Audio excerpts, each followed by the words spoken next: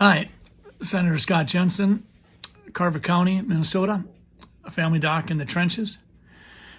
I want to do a brief video talking about the other side of masking. We've had discussions regarding the physics of masks, and I've already made it clear that I think the data and the actual physical attributes of masking is being, if you will, minimized, while our desperate desire to do something, anything, to slow or reduce the impact of COVID-19 is being elevated. In the last couple of days, I have 5 patients that I think provide a different perspective on masks. 4 of these patients were in their 80s, and 1 of them was 8 years old. So let's start at the top. Wally, 88-year-old guy. Went in and saw him this morning. Blood pressure was elevated. Heart rate was up. Seemed anxious. I said, "What's wrong?" He said, "I can't wear a mask." He said, "I feel like I'm suffocating. My blood pressure goes up." I said, "Okay, let's just take a step back." Told him to take off his mask. I stepped out, came back in 10 minutes later. He felt much better. His blood pressure was down.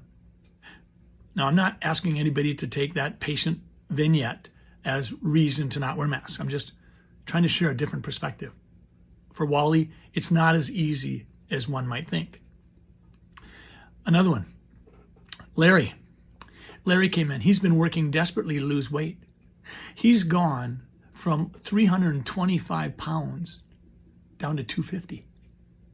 This is a guy in his 80s. He knows that the most important thing he can do regarding COVID-19 is lose weight. That will reduce his risk. And it also will reduce his risk in regards to other health problems as well. And he's doing it. He's changing his diet. He's trying to get more exercise. He's pushing that second serving of macaroni and cheese away. He said, "I can't lose weight if I'm wearing a mask, and I won't wear a mask." This patient, Jim, having heart problems. Didn't want to come in and see me because he knew he'd have to wear a mask. Well, make a long story short, he's got a pacemaker now. Fortunately, he got his pacemaker put in before his arrhythmia killed him. But this was clearly a situation where his desire to avoid going to a place where he would have to wear a mask almost killed him. Then I've got another one. William.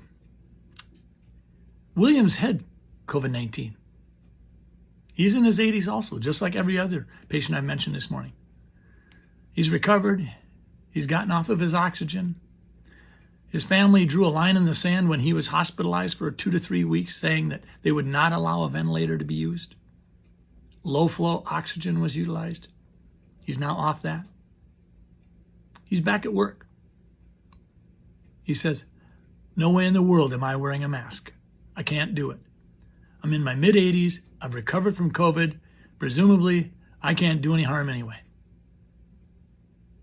Part of the reason I share these stories is because I've read some comments by physicians that just astonish me. Physicians have said, "Well, what's the big deal about wearing a mask? It's a simple and easy thing to do, and you can help protect your neighbor." You know what? I think you're being a little arrogant, doctor, because it's not that easy. If you're young and accustomed to wearing masks because you've scrubbed into surgeries and been trained in a residency program, good for you. But there's a lot of folks out there who wearing a mask just isn't that easy. You may not have any claustrophobic anxieties or maybe hay fever allergies that cause your nose to be full of snot, but they're out there. And just because you don't have it, I hope that as a physician you might be a titch more sensitive. And that leads me to my last patient I want to talk about. I saw an 8-year-old kid, and he's got some developmental delays. There is no way he can wear a mask.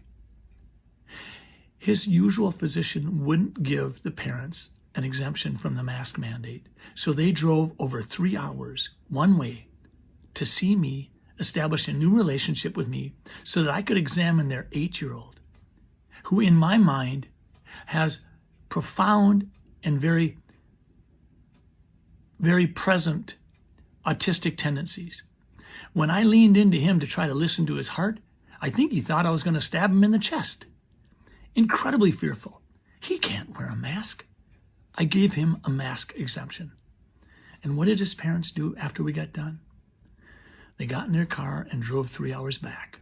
More than 6 hours on the road because this little guy's physician wouldn't give an exemption for the mask mandate to an 8-year-old in desperate need.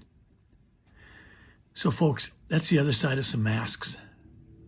And I would hope that physicians who have taken the Hippocratic Oath could at least look beyond their own political perspective on this and have a heart and use a little common sense as we try to go forward as a society respecting one another. Have a good day.